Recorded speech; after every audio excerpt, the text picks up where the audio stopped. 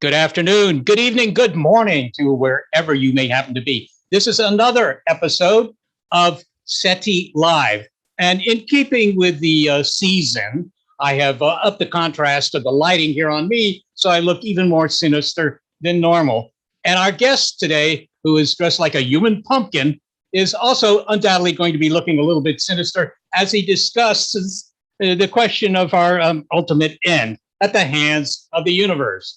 Now, you might wonder, what do I mean by that? Well, look, you look up at the night sky and you see the stars, the moon, it all looks very serene, very romantic. Captain Kirk can't wait to get out there and have some adventures. But the facts are that the universe is implacably hostile. It's a dangerous place.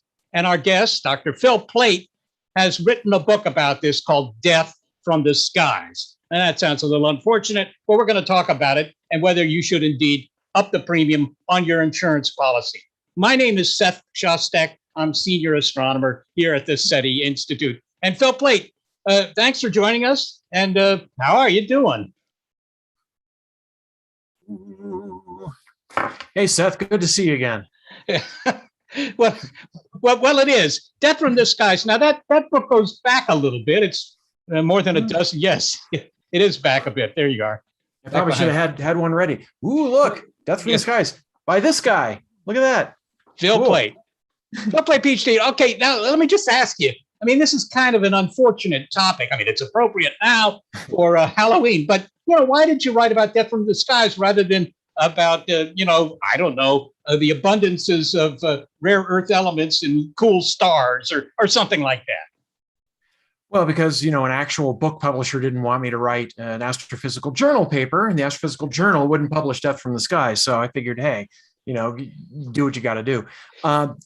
In fact, I've always liked disaster movies. Irwin Allen, for those of you who are like, really, get off my lawn, that age.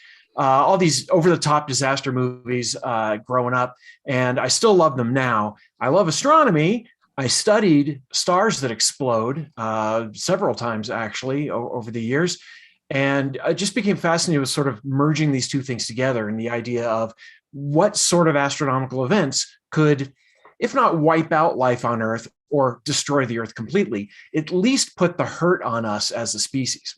Okay. By the way, Irwin Allen, he made, amongst many other films, the Poseidon Adventure, as I recall, about a cruise ship that flips. It goes turtle and with the hull up and the passengers all down. Kind of an interesting premise, and I have avoided cruise ships ever since. All right, now look, let's get started on something that's very au courant, something that's in the news today, and that is the sun. The sun seems to be acting up. Yeah, the sun goes through cycles about every 11 years, and it has a magnetic field associated with it. And the way it generates a magnetic field is complicated, but they're sort of bubbles of hot gas that rise and fall inside the sun.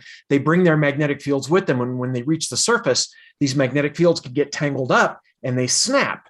And there's a huge amount of energy stored in these things, and when they snap, that energy is released, and you can get what's called a solar flare. Well, the minimum of this cycle was just a couple of years ago, actually. It ended last year. So we're now on the ramp up. The sun's magnetic activity is starting to ramp up again.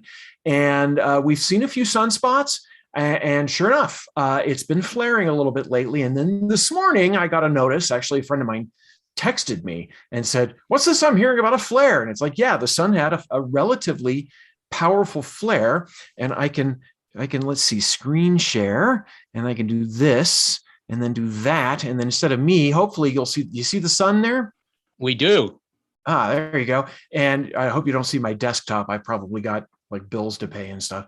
But this is an image of the sun taken by the Solar Dynamics Observatory, which is orbiting out in space. And this is a visible light image, and you can see that there are sunspots in it. And then this is an image taken in the far ultraviolet, which is where you see much more energetic events. And yeah, that thing down there at the bottom center, that is the sunspot that tangled up, released its energy, and kaboom, released a big old flare. So that was very exciting. Well, it's a dramatic photo too. But, okay, so the sun has a bit of, if you will, acne today, but the sun is 93 million miles away from downtown Mountain View here. Why do I care? How does this affect me, the car buyer? In general, when the sun has some sort of solar storm, as we call it, it generates space weather.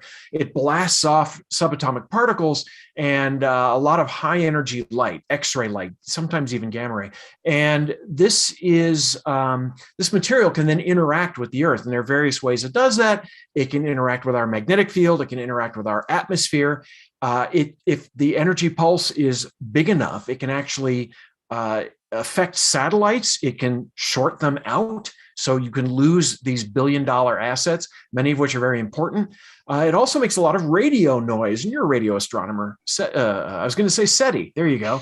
You can't spell, I guess, SETI without Seth Shostak and an extra I. Yeah, I think that's right. I could use an extra I. Yeah. So this thing can create a lot of radio noise.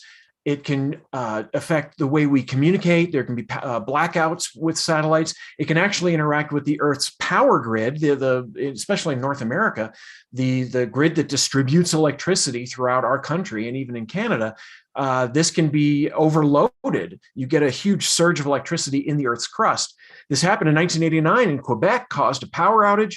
And that was a decent sized storm, but there have been much, much bigger ones in the past. In fact, solar weather, the space weather idea, was first seen in 1859. And that was still the most powerful storm in the modern age. If we were to have a storm like that today, aimed at the Earth, yeah, we'd see power outages, satellites lost, all kinds of problems. So yeah, this affects you even in Mountain View. Well, I was going to say, unfortunately, I have a lot of, AA batteries around here.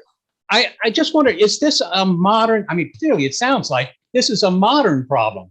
It's not a problem that would have affected, the Victorians in the 19th century because they didn't have satellite assets. Yes, there was a little bit of power distribution, but not very much. This is a, if you will, a vulnerability that we've kind of incurred by our own actions. That is mostly correct. Yeah. There was a small effect. In the 1859 event, for example, there were telegraphs and they could run them without batteries. There was so much electricity surging through the wires of these things generated by the sun that they were able to use telegraphs without actually having to charge them up. And there have been some severe storms in 993 AD, 993, 774. There was the biggest solar storm in 10,000 years that physically affected our atmosphere. It generated carbon-14 and beryllium-10, I believe, these elements which we can now find, and you can see the effects on tree rings. And that's how we were able to get the dates of these things. So this actually affected biology on Earth. And it's not like mutations and that sort of thing. I don't think the sun could do that, but these are very powerful storms. And yes, the fact of the matter is we have a power grid right now. And because the sun can generate electricity in the Earth, that electricity can affect our grid. And when the grid was built, they said, you know what, we're gonna overbuild this thing. So in case that we need more power later, we'll be fine. And it's like, that was great, but still over time, we have loaded this thing up. So now with power lines carrying about as much electricity as they can, if you double or triple that, yeah, these wires they're gonna heat up, they're gonna break, and you're gonna cause power outages. Okay, so what if Elon Musk, sells me a ticket to go to Mars 10 years from now, right? And it takes me 7 months in that rocket. I hope I don't get a middle seat to go to Mars. And one of these solar storms erupts. Do I care? Well, I think you're going to want a middle seat, because even an aisle seat, to have as much meat between you and the window as possible. Because this is a flood of subatomic particles that will sweep through the ship. And that includes fast neutrons, which are bad. It could involve X-rays, which are bad, fast electrons, which are bad. These can interact with our bodies, damage our DNA, cause cell damage. So it's not a good thing. And if you want to take a 6 to 9 month trip to Mars, you better make sure that your ship is protected. There was actually a study that just came out, I just wrote about this, showing modeled human beings as sort of a ball of meat. It's just a way to do it physically to make it easier. And how much sort of water you need outside of you to protect you, because it turns out water is really good at absorbing these particles. You'd say, well, why don't we use lead, right? Lead protects us. It's like lead is the worst thing to use because of the way these particles interact with metal. You want something lightweight like hydrogen. Water has a lot of hydrogen in it. You can put water in your hull of your ship, and that acts like a radiation shield. And you need, this much or so to protect you from normal radiation. So hopefully they're designing their ships to do something like that. We're talking with Dr. Phil Plait, also known as the Bad Astronomer, not because he's a bad astronomer, but because he talks about bad astronomy on occasion, and things that people believe that actually aren't quite so true. Okay, so the sun could cause inconvenience, death to some people, inconvenience to a lot of people. What about what everybody points to is the number one threat from the skies, namely an errant asteroid that plunges earthward and does to us what one did to the dinosaurs a scant 66 million years ago.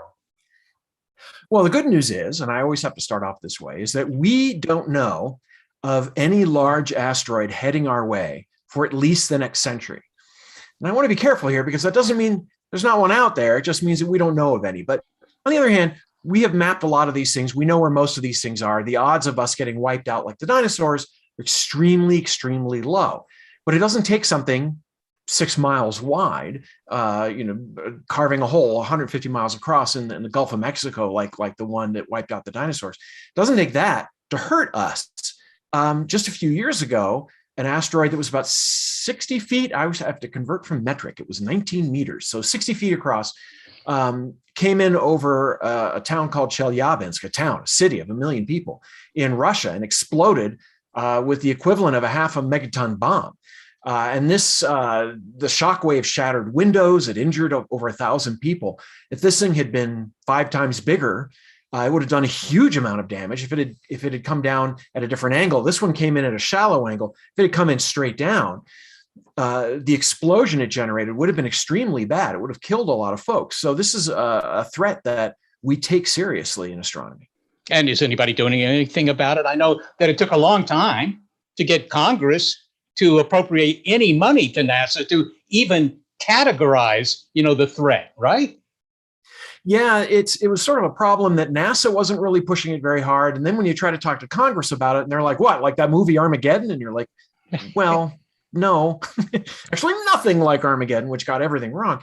But in fact, this is a serious threat. It's hard to describe this in terms that either don't downplay it or exaggerate it. I don't want to say, the sky is raining fire. On the other hand, this is something when people ask me, what are the odds of an impact doing some damage to us? And I say 100%. If we do nothing and we wait long enough, it's 100%. If you're talking about in the next 5 years, the odds are much lower because these are rare events. And also, there is something we can do about this. We've actually slammed a space probe into a comet. It's called the Deep Impact Probe in 2005. Hit a small comet. This was a test to see if we could do it. NASA's planning another one called the Double Asteroid Redirect. And of course, now that I'm sitting here, what does the T stand for? It's called DART, and it's launching soon, and it's going to head up to an asteroid, actually a double asteroid, an asteroid with a moon, and it's going to hit the moon, impact it really hard, and then see how much the moon's trajectory changes. And that's going to tell us how hard we have to hit an asteroid. The idea being that this thing is off in space. It's going to hit us in 20 years. We see something that maybe is going to hit us in 20 years. If we move it a little bit now, then by the time the impact would have occurred, it would miss us. It's a little bit like crossing the street. If you see a car that's way, way far away, you can cross the street slowly. But if it's really close, you got to hustle or, maybe not even cross the street in the first place. So in this sense, what we want to do is push the asteroid out of the way as early as possible so that we don't have to use very much force. And then over the years, it'll drift off that trajectory and miss us. Okay, so that's a threat from the skies. That's threatening us with death from the skies that we know about, but we can do something about it. When you were writing your book, Death from the Skies, what was the if you will, the most intriguing threat. I mean, people do know about asteroids. They've seen Bruce Willis do something about them. But what's a threat that most people have not heard about, which could be, in fact, serious? Well, the two biggest ones that register on my scale, at least, would be a solar storm, because we know those happen. And if one happened now, it would be a problem.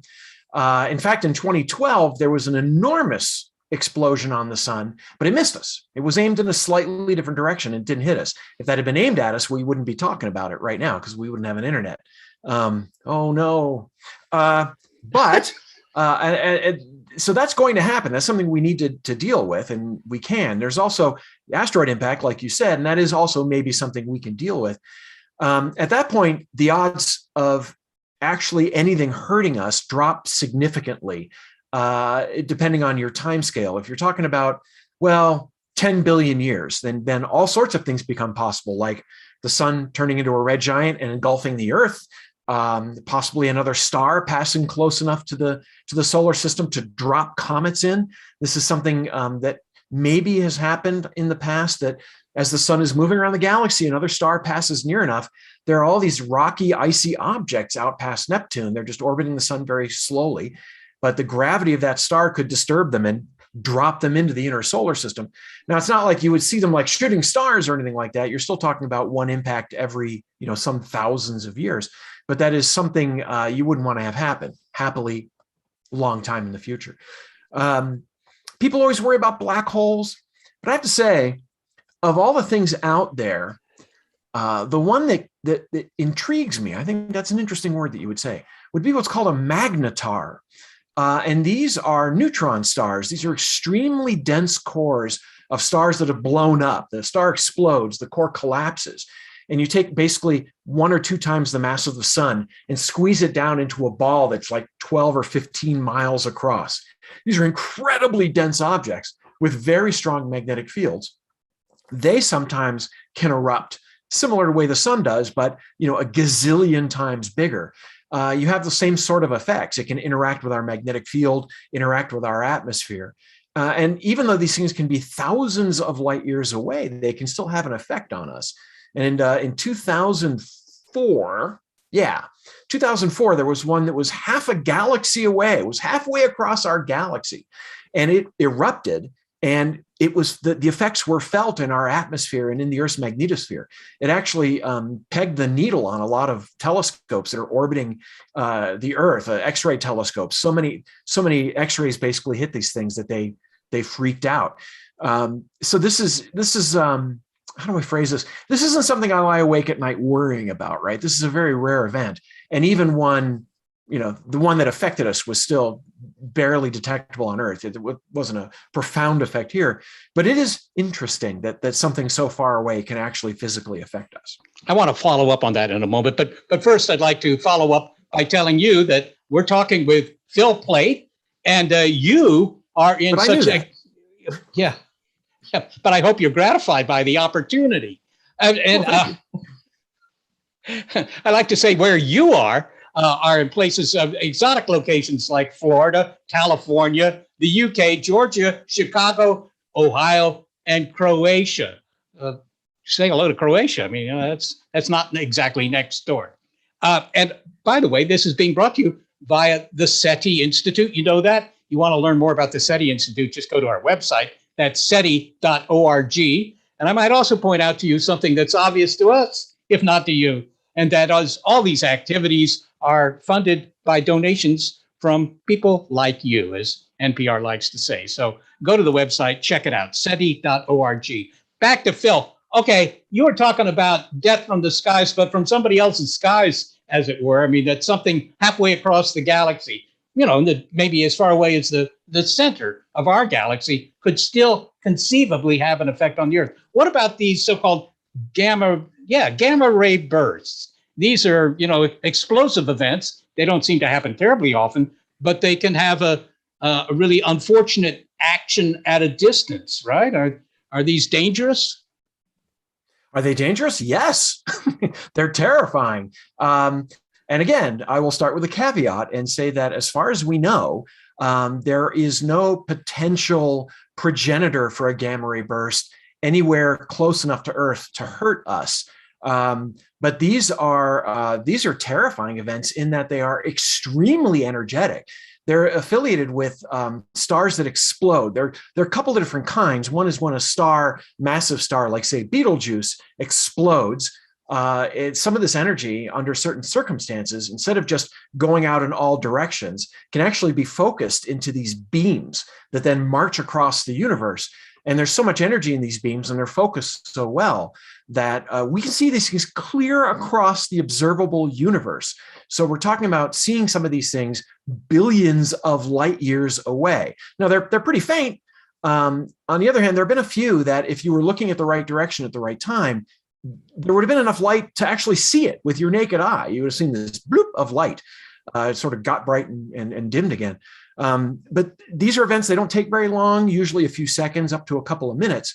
But there's a vast amount of energy stored in them.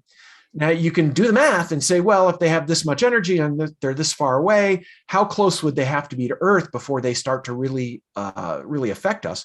And the answer depends on a lot of stuff, but in general, 10,000 light years, maybe. So if there were one in our galaxy, there was a decent chance that if it were aimed at us, yeah, it could hurt us. It could, again, affect our magnetic field, change the chemistry in our atmosphere. And if one were really close enough to us, well, it could incinerate the planet. I mean, there's a huge amount of energy in these things. But if they were sort of maybe closer than 10,000 light years, but not right on top of us, not enough to like light a match on our planet, the high energy particles from this explosive event could convert the nitrogen in our atmosphere to nitrous oxide, which is basically smog. It's a thick, stinky red gas, and it can hang in the air and actually lower the temperature of the Earth. This stuff is so dark, and there were enough of it generated, it would block the sun enough that the Earth could freeze, which is weird. You think, oh, we're getting hit with all this energy. You think it would cook us, but in fact, it could cause an effect similar to nuclear winter. And that's like the best thing that can happen. There are much, much worse things that it can do, but depending on how close it is, it could cause power outages, widespread power outages. The high energy pulse of subatomic particles could irradiate people on the side of the planet facing there. It's awful. But again, the good news, although there are a couple of stars in our galaxy that we think are capable of this, they're either far enough away from us, or remember, these things are focused into beams. If that beam misses us, we don't suffer the effects. And we think that the ones that are possible of doing this in our galaxy aren't aimed at us. So we're probably okay. Okay, well, that's going to bring me to my last question, but we do hope that you in the audience will, post some questions. We can pass them on to Phil here. I might say we picked up some viewers in Michigan, New York, Spain, and Missouri. So, Michigan, have you ever been to Michigan? I went to the University of Michigan. Okay, so you know how to pronounce it. Yeah, go. Okay. Michigan, yeah. All right. Well, here's the bottom line for me, Phil. There's a whole laundry list of things that are dangerous in space. It isn't a benign, lovely, environment, but it also has to be said that we've had life on this planet for 4 billion years, and it hasn't been stopped, not once in, the last 4 billion years, whatever. So doesn't that suggest that, yeah, it's out to get you, but it probably won't? That's exactly right. And this is something I hammer home a lot when I talk about this kind of thing. There are a lot of people out there who get really scared of this stuff. And I think that can be healthy, but sometimes it becomes an anxiety that keeps them up at night. There's even a word for this. It's cosmophobia, fear of the universe, fear of space. But the fact of the matter is, despite all of the stuff going on around us, you're right. I mean, there's been life on this planet for at least 3 billion years, if not 4. As far as we know, it's never been wiped out. So basically scrubbing the Earth clean, sterilizing it, is a very hard thing to do. On the other hand, we do know that the occasional asteroid impact, the occasional solar storm has changed things on Earth. But we're talking about a time scale of hundreds of thousands, if not millions of years, if not billions of years. So for a couple of these things, solar storms, asteroid impacts, it's worth thinking about. It's worth saying to ourselves, how do we prevent these things, or how do we mitigate them? How do we defend against them on Earth. But for all these other things, not a worry. And that's why I literally wrote the book on this, because it's fun to think about them. You can learn about black holes and neutron stars. You can kind of get that thrill of being in an end of the world movie without having to actually be terrified of looking out your window at night. Okay. Well, we have some questions. We'll get to those. I just sort of wondered, we've sort of concluded on the basis of what you've just said, that actually the universe may be out to get you, but it isn't running faster than you are and probably won't get you. But on the other hand, maybe that's just us, right? It certainly got the dinos. And you could say if that rock that, fell in the Yucatan 66 million years ago had, arrived 10 minutes later, it would have bypassed the Earth. And, we would be having dinosaurs as guests rather than as a host. So, so maybe this sounds like the anthropic principle or something, but maybe we've just been lucky. Do you think our experience is typical? Do you think the universe normally kills its prey? Well, eventually, again, if you're talking about timescales of billions of years, I think, yeah. 5 billion years, the sun's going to cook the Earth. So that's going to happen. But as far as humanity is concerned, that's a very, very long time. And it depends on where you are. There are places in this galaxy. If your planet happens to be near a black hole, that could be a problem. If it's near a massive star that it could explode as a supernova, that could be a problem. As it is, we're in a fairly calm part. We're in the suburbs of the Milky Way galaxy. Things aren't that bustling here. And the universe may be out to get us, but it's also a little bit lazy. It's taken its time. So again, this isn't something I lie awake at night fretting about. Yeah. Not like your Amex bill or something. Let's take a couple of questions here. This first one, what would be the fastest way for the universe to kill Earth or the sun? Wow, that's a good question. The fastest way would be something traveling at the speed of light that immediately snuffs things out. Now, I believe you had my friend Katie Mack on last week, and she's written a book called The End of Everything, which is literally about the end of the universe. And there's this idea that the universe could go through a phase change, which is sort of like when, if you melt ice, it goes from solid to a liquid. You heat it up more, it goes from liquid to a gas. There's this idea that the universe itself is not quite in a calm state. It could go through a phase change, which would basically wipe everything out at the speed of light. So that would be the fastest. You wouldn't even know it happens. The good news is, again, the odds of this happening very low. But in the realm of the possible, the realm of the more likely, I'd go with a gamma-ray burst. If there were a nearby gamma-ray burst, some of these last a fraction of a second. But the amount of energy, if one were close enough to the Earth, it would be like, igniting hundreds of thousands of nuclear weapons on one side of the Earth, the side facing that. The good news is, again, we don't know of anything that close that can do that to us. But if it were there and that did happen, it'd be fast. The same for supernovae. I mean, people know about supernovae. It's when a star runs out of fuel, a big star, it just blows up. And if that star is, 5 light years away, that could strip out, the ozone layer, and everybody would get instant skin cancer, I suppose. But there don't seem to be any big stars that are about to go. For 5 light years away, that would be pretty bright. Brighter than the full moon. Yeah, and that's close enough that you'd have a lot of physical effects. A star blowing up actually takes a couple of weeks before it reaches its maximum brightness. So that's still pretty rapid on an astronomical scale. So, you would see this thing getting brighter and brighter and brighter and brighter and brighter. That would be very bad. And then there would be all sorts of effects. It would upset, it would dump so much heat on the Earth that we would warm up. It would destroy our ecology. If it were really close, I imagine, it'd be like taking a blowtorch to the planet, but it would have to be very close for that. But you're right. I mean, there could be a huge blast of X-rays or even gamma rays, wipe out our ozone layer, irradiate the planet. I mean, it's a laundry list of horrifying things that would happen. Okay. Well, that sort of bears on one of these questions. Do underground houses protect us from cosmic rays or some of the other kinds of particles or radiation that could do us in? I guess the person who's writing that question wants to know whether they should sell their condo in downtown Boulder and just move into an underground house somewhere. It depends if they have a basement apartment, I suppose. Yeah, in fact, being underground would protect you from quite a number of these things. If you had your own air supply and electricity and food that would last long enough. On the other hand, with a gamma-ray burst, or it's a close enough supernova, it's possible that when the high energy particles hit our atmosphere, they can create a kind of subatomic particle called a muon. And these are very penetrating. They can actually pass through solid ground. I'm not sure what the depth is. I was thinking 2 meters, but that sounds woefully inadequate. I think it's farther than that. So, if you had a mountain lair, I suppose, if you're in NORAD base, I believe where they keep the Stargate, if I believe my fictional television shows are real, you might be okay. But yeah, things like cosmic rays, these are, again, subatomic particles that come from space, and you're exposed to them all the time. It's usually not a problem. A flood of them would be a problem.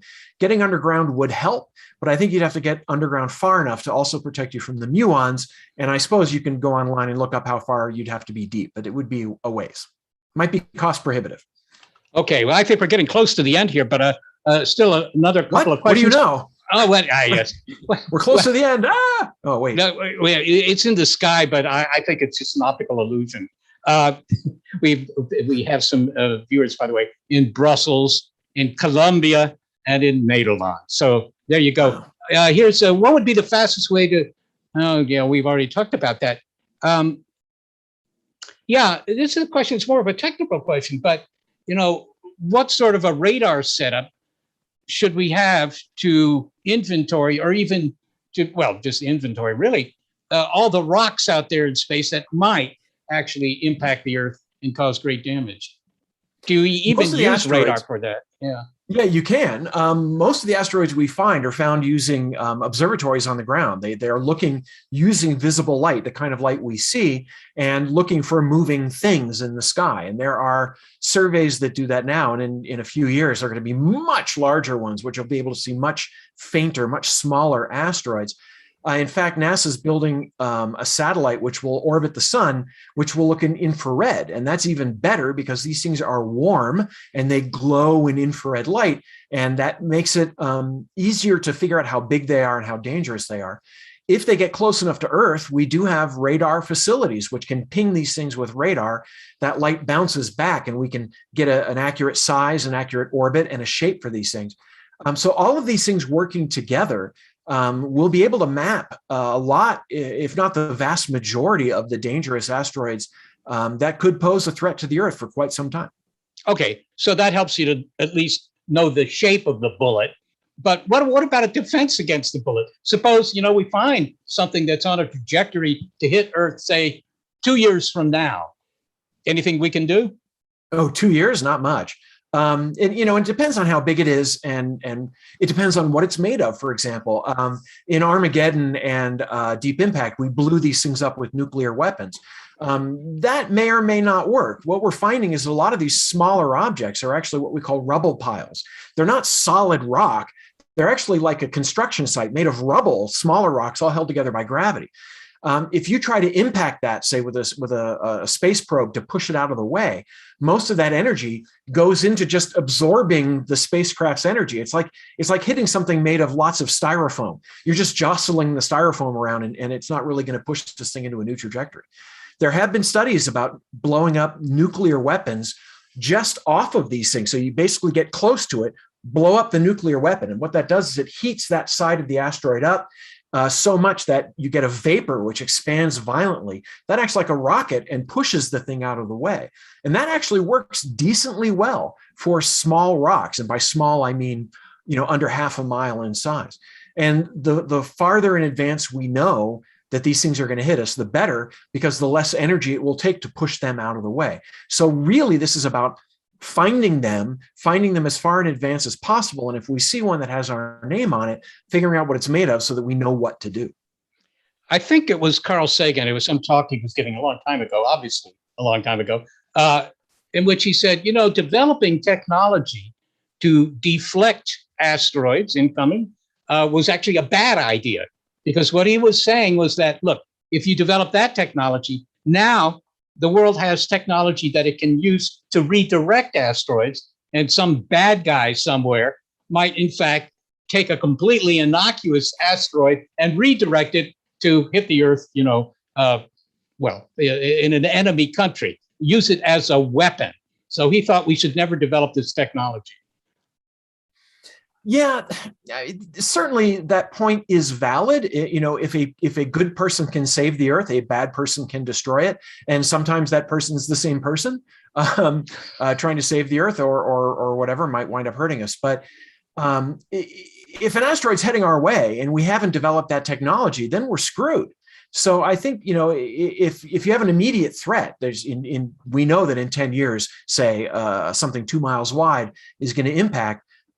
We better have that technology. Now, the odds of that happening are very low, but this technology is inevitable. We have Elon Musk, Jeff Bezos. We have these folks developing these rockets, which eventually will be able to go out into deep space, not just up or down or into orbit, but out into the solar system.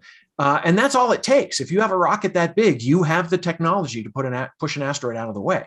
So it's going to happen either way. At some point you have to hope that there's not somebody evil enough. And honestly, I hate to use the word dumb, but you can't necessarily control what this thing is going to do. And something at just the right size to maybe damage a city could have much more wide-ranging effects.